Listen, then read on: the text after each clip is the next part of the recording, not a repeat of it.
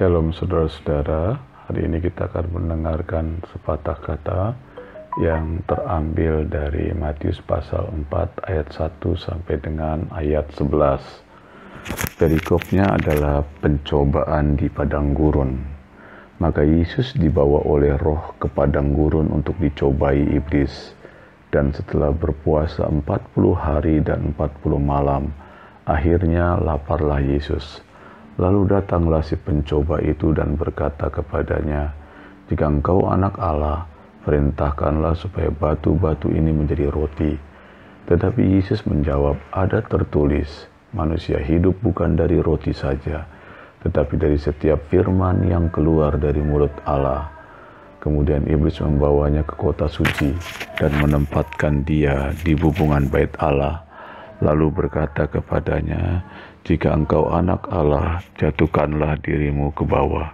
Sebab ada tertulis mengenai engkau, ia akan memerintahkan malaikat-malaikatnya, dan mereka akan menatang engkau di atas tangannya, supaya kakimu jangan terantuk kepada batu."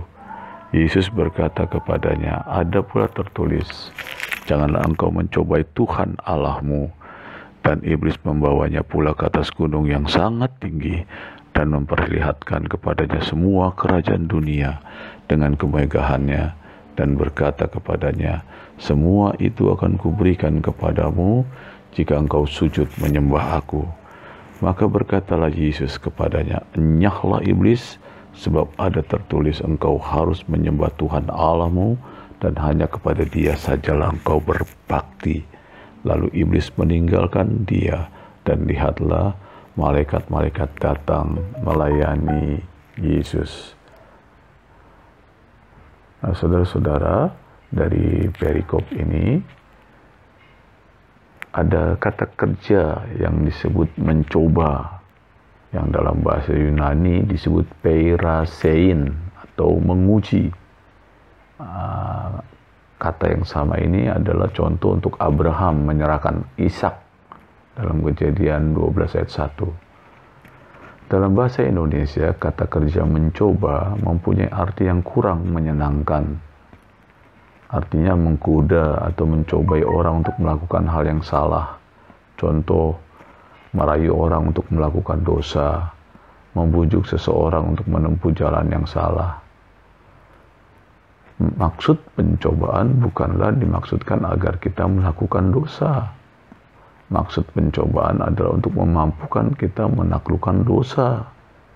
Pencobaan tidak dimaksudkan agar kita melakukan hal-hal yang tidak baik. Pencobaan juga tidak dimaksudkan agar kita menjadi orang yang jahat, melainkan agar kita menjadi orang yang baik.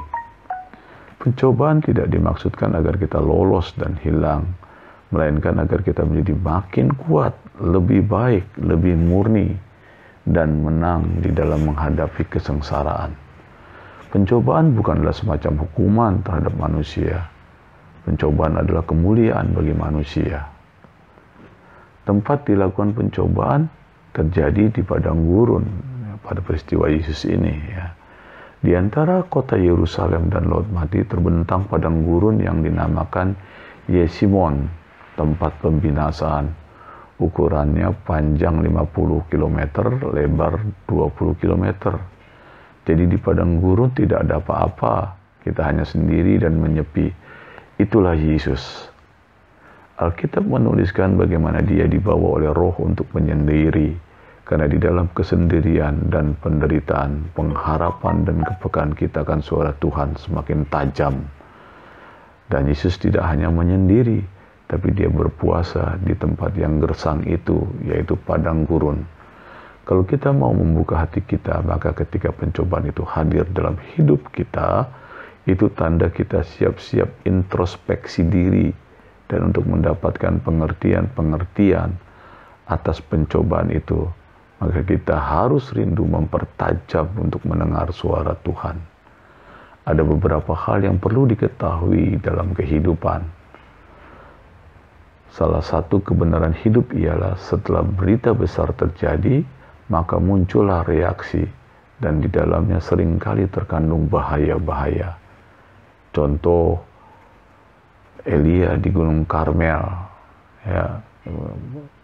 Itulah sebabnya kita tetap berjaga-jaga meskipun kita sedang mengalami puncak kehidupan.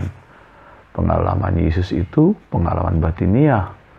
Pencobaan datang kepada kita justru lewat pikiran, angan-angan, kehendak hati, dan jiwa kita. Pencobaan itu hanya datang kepada orang-orang tertentu, yaitu yang mempunyai kekuatan-kekuatan khusus, dan yang mengetahui bahwa dia mempunyai kekuatan-kekuatan itu. Ada 3 hal yang diserang si pencoba. Ayat 3 sampai dengan 4, batu menjadi roti. Ayat padanannya di dalam perjanjian lama Ulangan 8 ayat 3. Ayat ini juga dapat menjelaskan ketika Adam kalah tentang pencobaan masalah makanan, padahal Adam tidak sedang berpuasa sehingga jatuh dalam dosa, dan Yesus menang dalam hal ini. Terlebih lagi Yesus sedang berpuasa.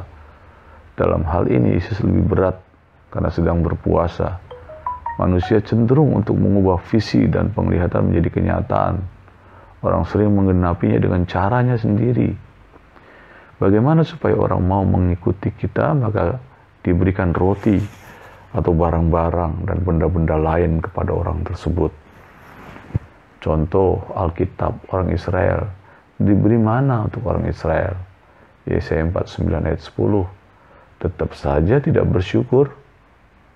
Kesalahan fatal yang sering dilakukan manusia atau gereja untuk orang lain mengikuti Yesus.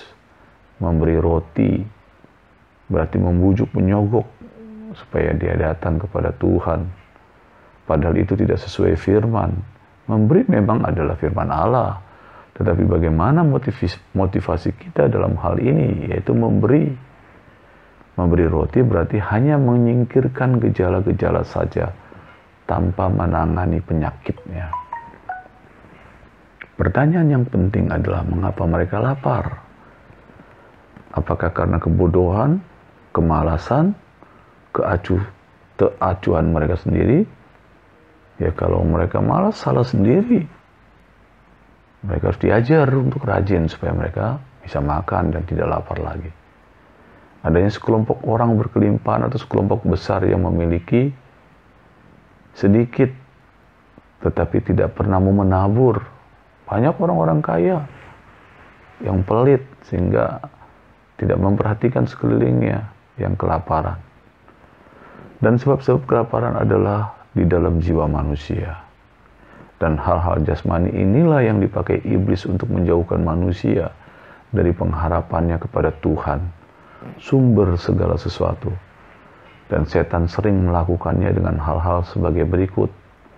Setan juga sering mengalihkan perhatian kita dari hal rohani, dari doa, dari firman Tuhan, saat teduh, beribadah, pelayanan, kepada hal-hal jasmani, bisnis, piknik, nonton TV, nonton internet hari-hari ini, pesta, arisan, dan sebagainya. Kalau pemahaman Alkitab yang datang sedikit, kalau pesta yang datang banyak, setan juga mengalihkan gereja kekristenan masa kini dari hal rohani kepada hal jasmani. Ini terbukti dengan begitu banyaknya penekanan hal jasmani dalam gereja kekristenan masa kini, seperti teologi kemakmuran yang menekankan kekayaan duniawi, penekanan kesembuhan jasmani, mujizat, sosial gospel, penginjilan yang hanya memberikan bantuan sosial, dan sebagainya. Setan juga sering mengalihkan pikiran kita dari Tuhan, firman Tuhan pada saat kebaktian, sehingga kita memikirkan pekerjaan, keuangan, dan lain-lain. Melalui penglihatan, si pencoba membawa Yesus ke hubungan bait Allah di dalam ayat 5 sampai dengan ayat 7. Bait Allah dibangun di puncak gunung Sion, terlebih dahulu diratakan. Di luar ada tebing yang dalamnya 200 meter yang disebut lembah Kidron. Di puncak hubungan bait Allah setiap pagi imam meniup trompet, tanda persembahan korban pagi telah tiba. Cara-cara yang spektakuler inilah yang sering dilakukan para mesias palsu dengan berbagai janji. Contoh di dalam ayat firman Tuhan adalah Teudas yang berjanji kepada murid-muridnya dan membelah sungai Yordan dengan satu perkataan saja. Seorang tokoh di Mesir, ya itu ada ayatnya di dalam Kisah Rasul 21:38, berjanji akan merobohkan tembok-tembok kota Yerusalem dengan satu perkataan, dan Mesias-Mesias palsu lainnya yang terus bermunculan sampai saat ini. Tapi Yesus tidak mau melakukan itu, walaupun Yesus bisa. Kenapa? Karena orang yang berusaha menarik perhatian dengan hal-hal aneh, itu adalah jalan yang tidak bermasa depan. Tidak benar memakai kekuatan pemberian Allah, sehingga karunia-karunia disalahgunakan. Tidak menyembah yang lain selain Tuhan. Yesus dibawa ke gunung yang tinggi dan diperlihatkan kerajaan-kerajaan, dan akan diberikan kalau dia menyembah iblis. Luar biasa, saudara. Iblis mengajarkan hal-hal yang sifatnya duniawi. Kekayaan, harta, jabatan, dan sebagainya. Yang penting, saudara, menyembah dia. Kesimpulannya, marilah hidup berpengharapan kepada Tuhan saja, dan Ia akan memberikan kepada kita jalan keluar yang terbaik. Dan untuk dapat mengalahkan semua tipu daya iblis, hanya satu saja jalannya. Tunduklah kepada Allah dan lawanlah iblis, maka ia akan lari daripadamu. Dan itu harus dilakukan dengan kita mendekat kepadanya melalui pembacaan firman Tuhan. Juga ibadah yang benar, rajin berdoa. Amin.